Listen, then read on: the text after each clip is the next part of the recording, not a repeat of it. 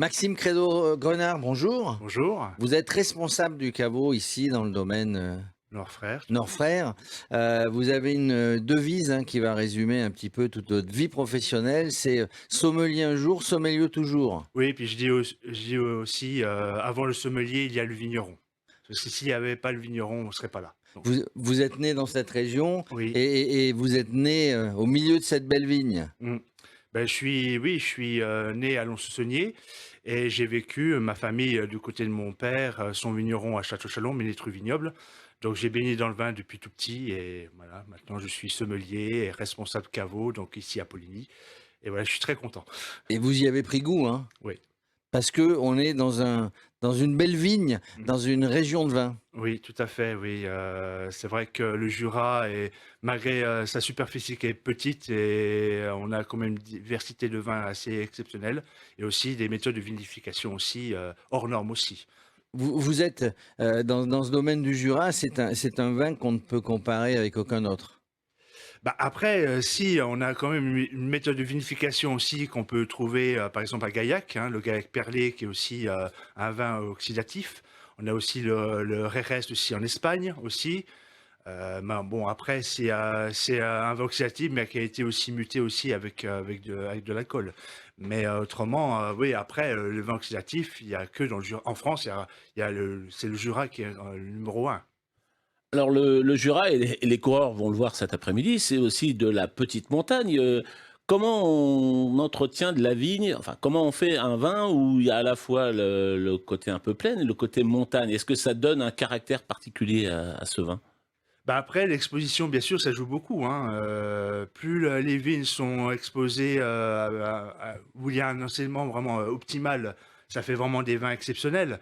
Après le terroir joue aussi, hein, après le type de sol, convient à un cépage particulier, hein. Par exemple, le Trousseau, il s'accorde très bien avec, des marnes rouges, voilà, après le Savagnin, pour le vin jaune, c'est plutôt les marnes grises et les marnes bleues, hein. Mm. Donc après, chaque cépage a son propre terroir, donc Pour devenir sommelier, il y a des écoles, il y a une formation, oui, il y a un terreau familial, vous nous avez dit. oui. Est-ce que de parler du vin, lorsqu'on vient le proposer à une clientèle qui le découvre, Mmh. ça s'apprend aussi, il y a une façon de présenter le vin, de le vendre, de le faire consommer? Ah beh, bien sûr, après quand on parle de vin, il faut parler avec des mots simples. Mes confrères sommeliers, ils aiment bien parler du vin avec des mots techniques, sommeliers. Mmh. Or, pas mal de gens, ne connaissent pas vraiment le jargon sommelier, donc c'est très difficile de décrire un vin avec ce vocabulaire-là. Moi, quand je décris un vin, pour moi, le vin, c'est un être vivant. Donc, j'aime bien parler donc du cépage, du terroir, ouais, même les goûts avec des mots, que les gens puissent comprendre. C'est-à-dire, ça a des arômes de framboise, de jus de framboise, de confiture de fraises, patati patata, voilà donc Est-ce qu'on peut rentrer dans justement l'explication des termes? Vous parliez de termes techniques que les gens ne connaissent pas. Alors justement, on peut les expliquer, on peut donner un exemple.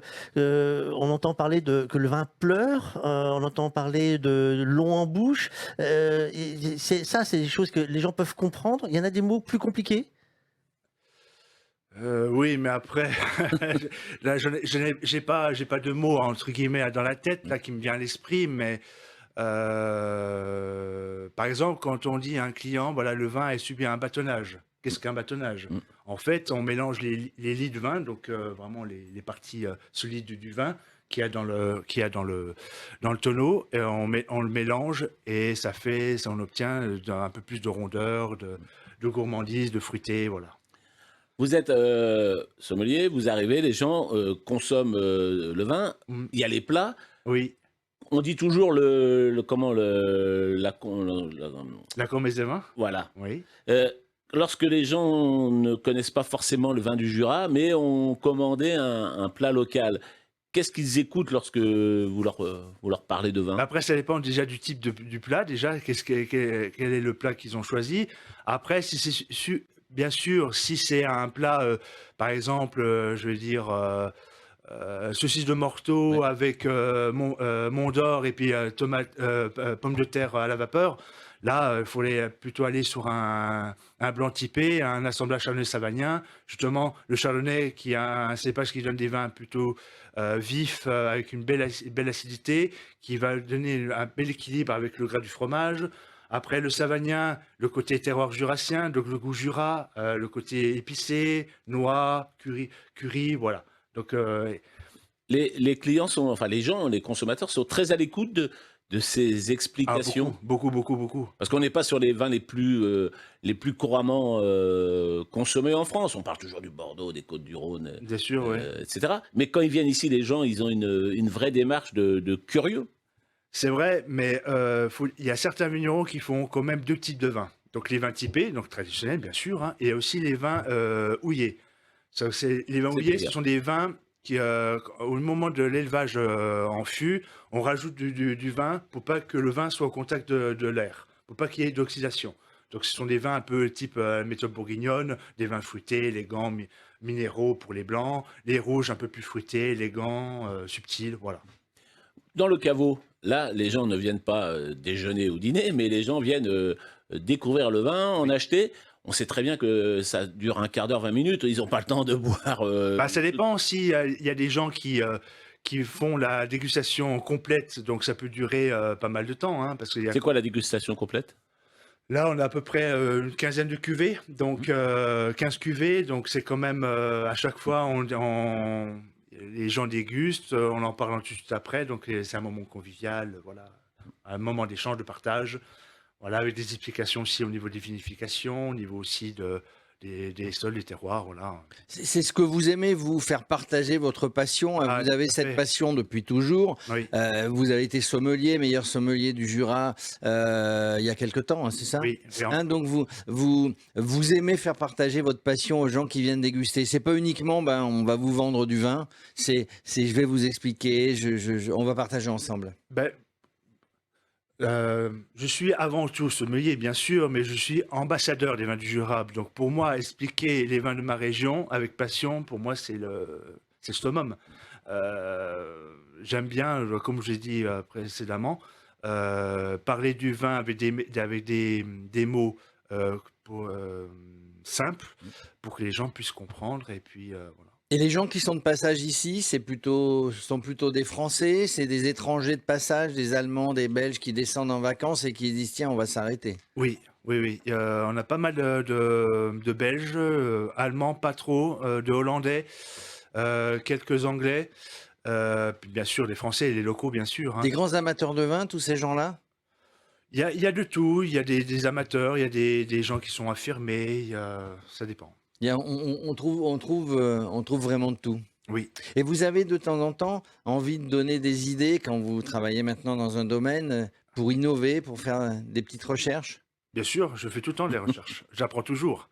Donc bien sûr, dès que j'ai une ampoule derrière ma tête, eh ben, j'en parle à mon patron. Je dis voilà, il faudrait peut-être faire ça, ça.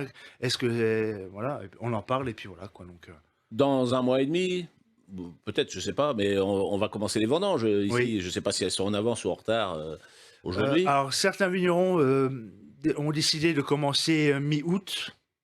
Nous, on a pensé de commencer peut-être début septembre, mi-septembre. Alors, votre rôle pendant les vendanges, Je resterai toujours au caveau, Voilà. voilà, à faire la partie vente, la partie commerce, oui, tout à fait, oui. est-ce que cette période elle est bien connue en France? Tout le monde sait qu'on vendange à la fin de l'été, début de l'automne. Mhm. Est-ce qu'il y a plus de monde qui vient à ce moment-là au caveau Il y a toujours des touristes, bien sûr, hein, qui viennent. Bon, après, c'est vrai que la fréquentation sera peut-être moindre hein, parce que les vacances sont terminées. La plupart des gens sont retournés au travail, les enfants sont à l'école. Donc, oui, bien sûr, après, on aura peut-être plus les personnes âgées qui viennent acheter leur cubi de vin ou alors leur bouteille pour le dimanche, voilà.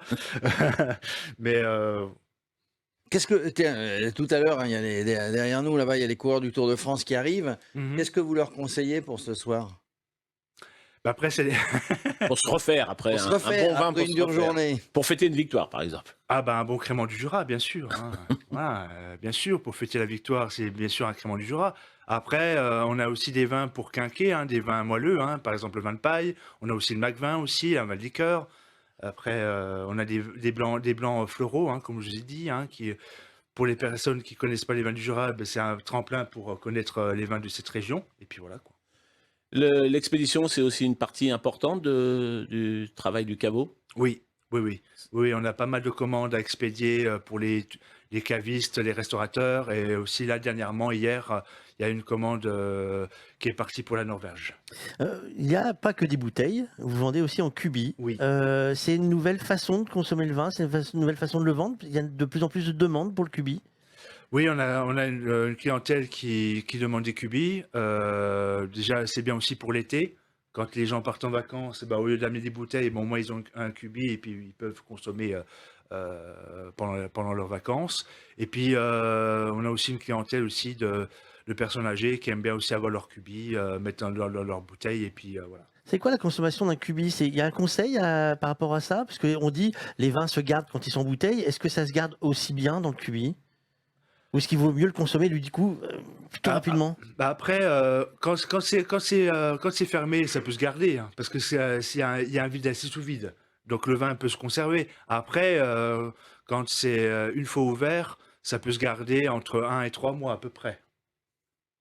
Donc différentes manières de stocker, de produire, de garder. Oui. En tout cas, une seule manière de goûter le vin, c'est avec modération Toujours. et avec beaucoup de goût. Mm. Merci Maxime Crédos-Grenard. Je rappelle, vous êtes le responsable du caveau ici, du domaine Noirfrère, comme on dit, dans quel ordre? Domaine Noirfrère, oui. Domaine Domaine de la Noirfrère. Petite Mare Alors, Noirfrère. je l'avais voilà. bien dit.